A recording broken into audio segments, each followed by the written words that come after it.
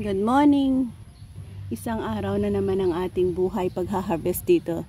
Ito yung pinakamasayang moment ng ating pagtatanim sa ating garden. Ang moment kung saan non-stop na ang ating pag-harvest ng mga okra natin.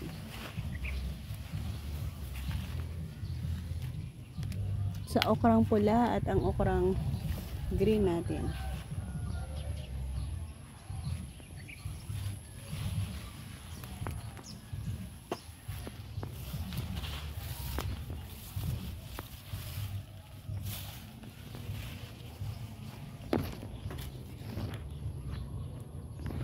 Ayan, ang mga red okra natin na pwede na rin natin ma-harvest.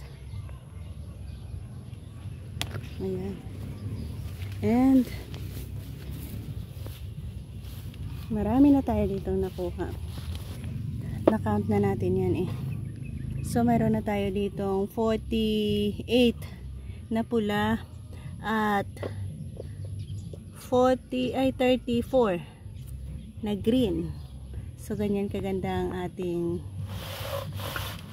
produce ng ating red and green okra na ito. Ayan. Amazing indeed.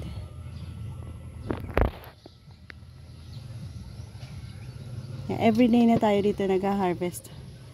So yan. Pinapakita na rin natin sa inyo ang kagandahan ng ating green and red okra. So ayan. Bukas ang lalaki na rin yan. Ayan.